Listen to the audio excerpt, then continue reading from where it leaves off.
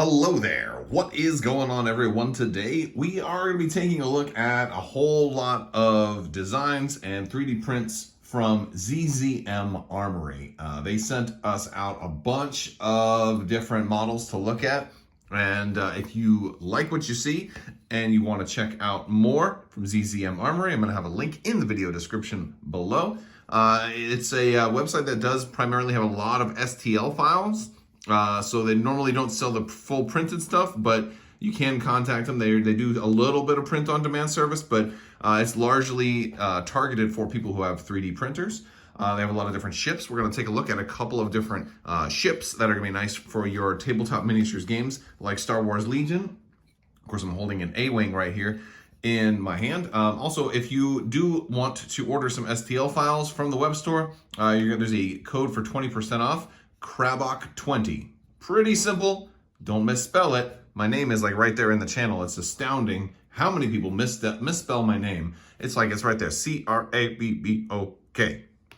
How ironic would it be if I just got it wrong right there?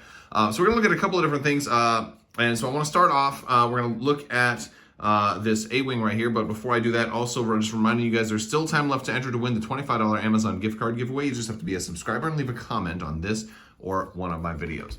We'll do some size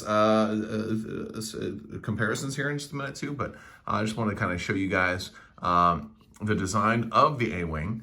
This is kind of more reminding me of like the Rebels version of the A-Wing as opposed to maybe the Last Jedi version.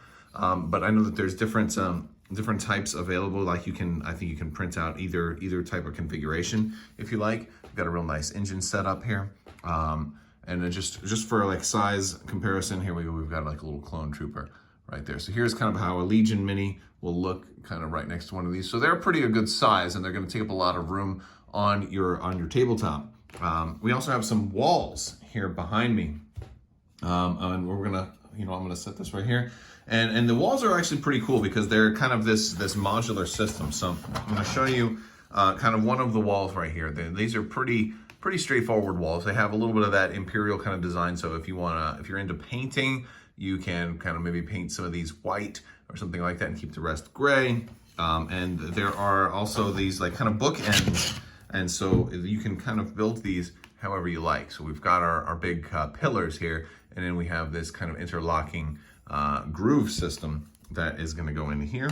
And there you go. And it goes in a little extra far. And then when you set it down, it rests flat. And so you can do a pretty good amount of different things with these type of walls. Now, one of the cool things is there's some pillars that are double-ended right here. So you can just keep a longer wall section going. And then there are some that are, corner pieces. And of course on the outside they have that to kind of give it that exterior look. So if you're trying to build a corner, you can do that. And then maybe we can kind of do them however we want right here. There are also different types of wall pieces. So we have this one here, which is sort of a grating. So if you wanted to have, like, hey, heavy cover if you're shooting through the wall, but you can't move through it, but you can see through it. So that's kind of a cool thing too. And this is actually pretty slick. And like from the side, it looks like you can't see through it, but if you're looking straight through, you can see. So that's that could be really fun. That could add some dynamic aspects to some of your play, and you can kind of set up a bunch of these and do like maybe a little camp, maybe a prison camp, and you've got some people guarding it, kind of walking around the side here, or you can have it kind of maybe just block off a certain area, and maybe you're gonna have your ships kind of land inside there. So that's cool. That's another thing you can do. We've got some bits of scatter terrain.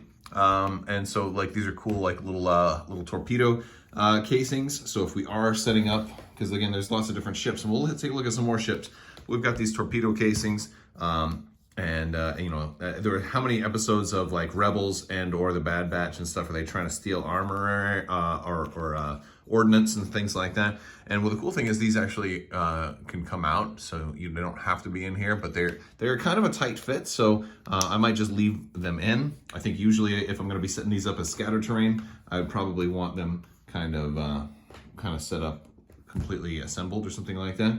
And those are a real nice way to have a little bit of line of sight blocking terrain and heavy cover on the board as well, which is pretty cool. We got some other ships too. We got this one you might remember if you have seen Star Wars Rebels. This is printed in a red filament, but it's it's still a very recognizable ship. This is the Inquisitor's advanced TIE, or the TIE V1, which does have the folding wings and the slight curvature to those wings. And it's kind of cool that this one is in a landed position. So this one actually is a little more compact. We can fit that into a lot of different places there as well. We move this back and we can fit some more. However, if you don't like Inquisitors and you prefer perhaps a Dark Lord of the Sith, we do have Darth Vader's TIE as well. So the TIE Advanced X1 right here. And this one actually works really, really well for the game because in addition to it being a large line of sight blocking piece, again, look how big this thing is. You also can have your jumping and climbing characters kind of get on top. And the cool thing is if your character is on top, they can still see over and potentially shoot over and have heavy cover behind. So it can be, a barricade above it if you want to treat it like such. Well, not specifically a barricade, but a nice little piece of heavy cover, and also adds some definite some flair to your battles. And it's also cool if you're playing Vader with that 3-pip where he's going to land too. So you can always just kind of, put Vader on top of here and just kind of slowly bring it down for dramatic effect. We got more. We're gonna look at a couple more pieces. So next up, we're doing the one of the Hoth turrets, and so this is a really fun one because I'm a big fan of a lot of the winter stuff. Almost all of the Rebel presence on Hoth and almost everything from the Battle of Hoth, I should say, is out now. There's very few things that I think that we still need in the game, but this is one of the things that's not really well represented. And this is going to be a 2-parter.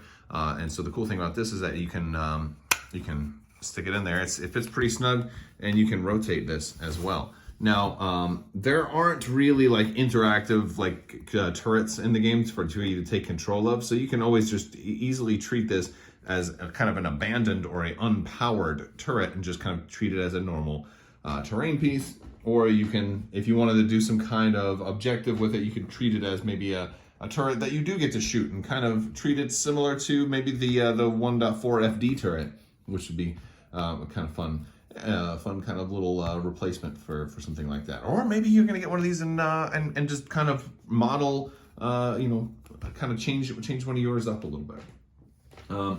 We've got some other things. We've got. So I don't know if these go together or not, or if they're separate. I think they're better off separated. But basically, we've got a nice little war room console here.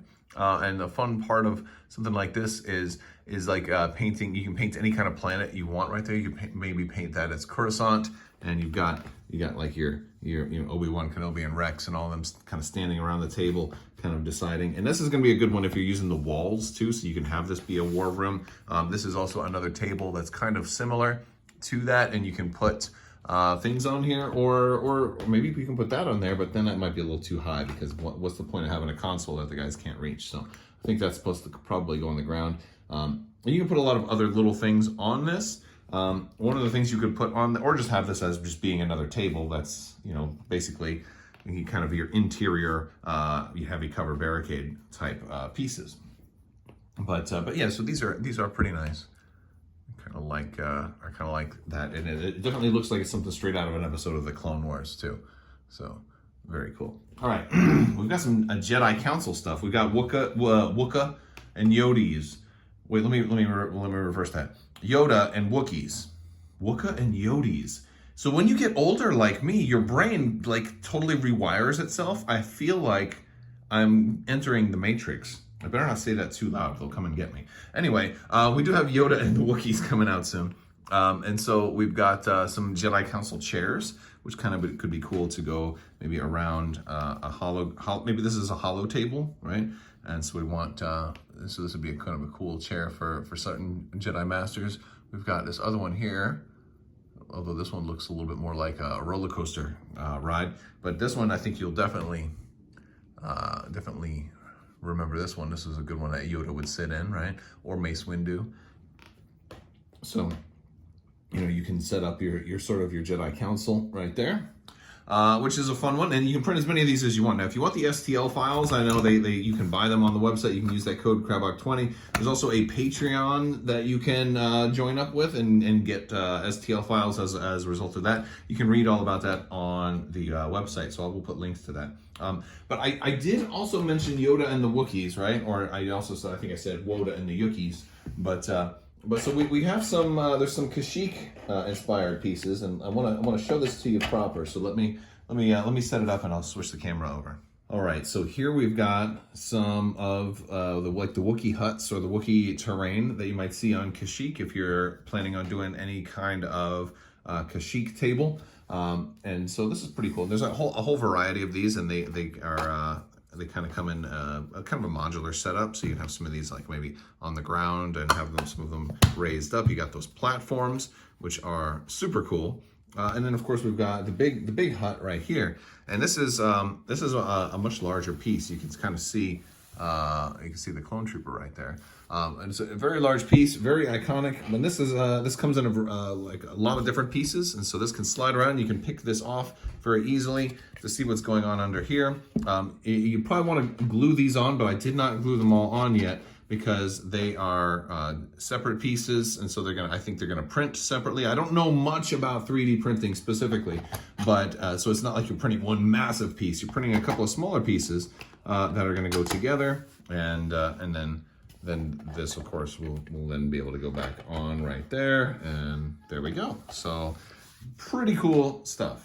All right, you guys, so that is our look at several of the different pieces from ZZM Armory. Be sure to check them out in the description below. We've got other links down there too if you want to check out some of my social media links or hop in Discord, and I'd love to have you in there. I will talk to you guys soon. Big thanks to ZZM Armory for sending all of this out for me to review.